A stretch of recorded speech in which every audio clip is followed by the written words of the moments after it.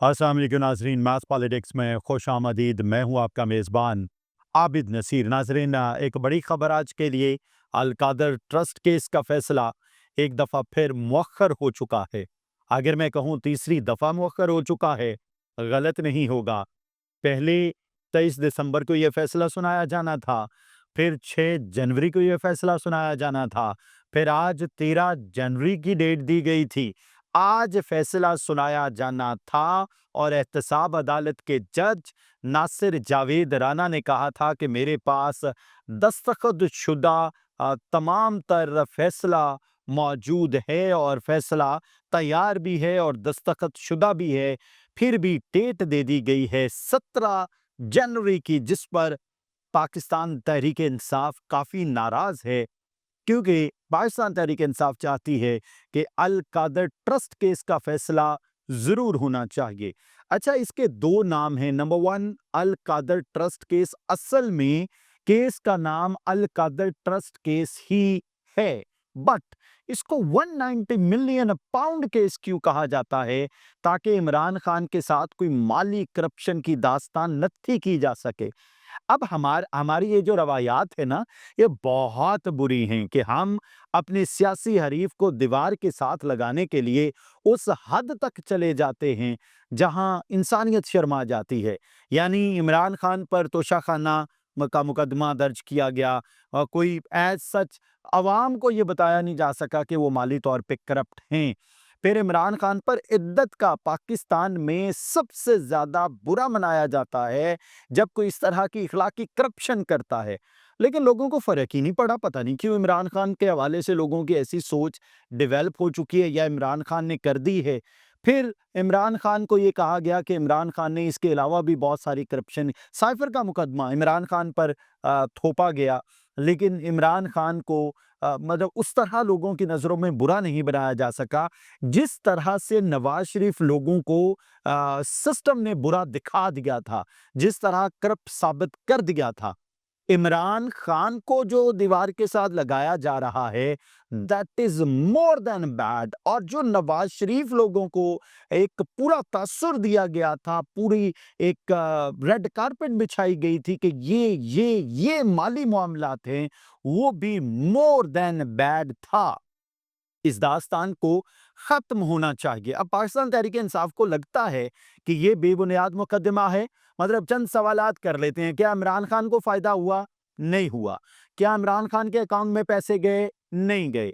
क्या बुशरा बीबी को फ़ायदा हुआ? नहीं हुआ। क्या बुशरा बीबी के अकाउंट में पैसे गए? नहीं गए। फिर अगला सवाल कर लेते हैं, क्या रियासत पाकिस्तान को से कोई पैसे लिए गए?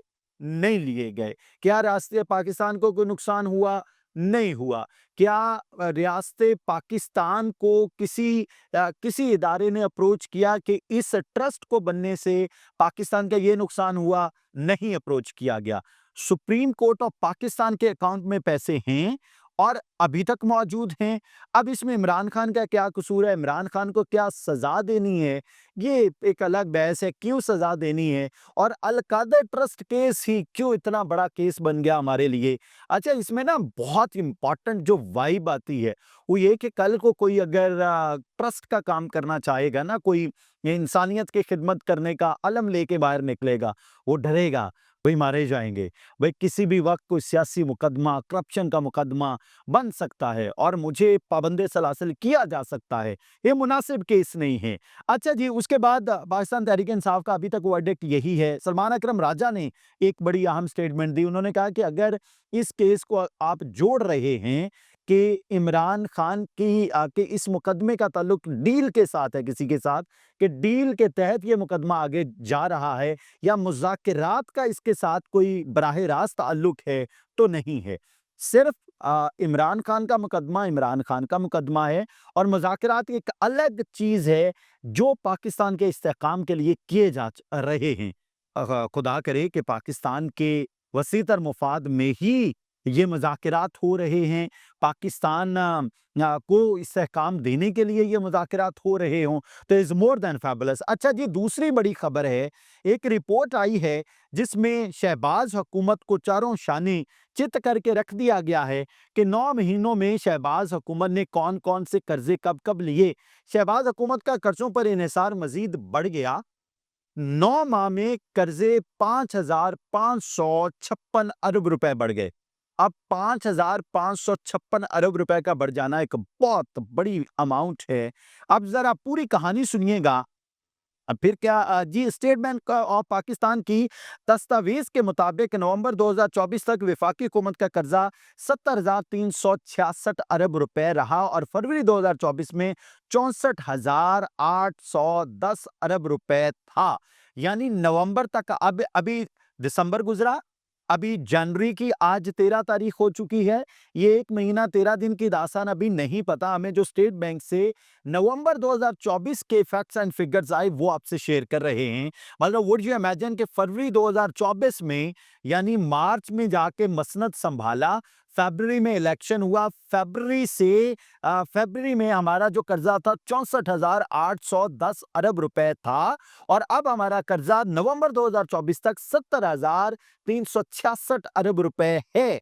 अच्छा, इसमें एक चीज पॉजिटिव भी हुई, वो भी आपको बताते हैं। पहले 9 माह में स्टेट बैंक के मुताबिक मौजूदा हुकूमत के पहले 9 माह में मुकामी कर्ज में 5,556 रुपए का इजाफा हुआ। ताहम इसी मुद्दत में मरकजी हुकूमत के गैर मुल्की कर्ज में 356 अरब रुपए की कमी हुई। ये this is the positive thing कि गैर मुल्की जो कर्जा है उसमें 356 अरब रुपए की कमी हुई है। फिर इसी दस्तावेज के मुताबिक नवंबर 2024 तक वफाकी हुकूमत का मुकामी कर्जा 48,585 अरब, जबकि गैर मुल्की कर्जा 21,780 अरब रुपए था। जबकि फरवरी 2024 तक वफाकी हुकूमत का मुकामी कर्जा 42,675 अरब रुपए और मरकजी हुकूमत का गैर मुल्की कर्जा 22,134 अरब रुपए था। मौजूदा हुकूमत में निगरानों के मुकाबले में मजमूई तौर पर कर्जों में बड़ा इजाफा रिकॉर्ड किया गया है। वाज़ेह रहे कि निगरान दौर के 6 माह यानी सितंबर 2023 से फरवरी 2024 के दौरान वफाकी हुकूमत का कर्जा 840 अरब रुपए बढ़ा था। इसी दस्तावेज के मुताबिक स्टेट बैंक की जो दस्तावेज है, फरवरी 2024 यानी निगरान दौर के आखिरी महीने में वफाकी हुकूमत का कर्जा 64,810 अरब रुपए था और अगस्त 2023 में वफाकी हुकूमत का कर्जा 63,970 अरब रुपए था। हमें नवीद सुनाई जाती है स्टॉक मार्केट हाईएस्ट, हमें नवीद सुनाई जाती है बिजनेसमैन खुश, हमें नवीद सुनाई जाती है किसान खुश, हमें नवीद सुनाई जाती है गाड़ियों की कीमतें नीचे आ रही हैं, हमें नवीद सुनाई जाती है कि पाकिस्तान की दरामदाद कम हो रही हैं, बरामदाद बढ़ रही हैं। हमें नवीद सुनाई जाती है कि पाकिस्तान में तरसीलाते ज़र रिकॉर्ड बढ़ रही हैं। लेकिन मैं हैरान हूं कि ये 5,556 अरब कहाँ हैं।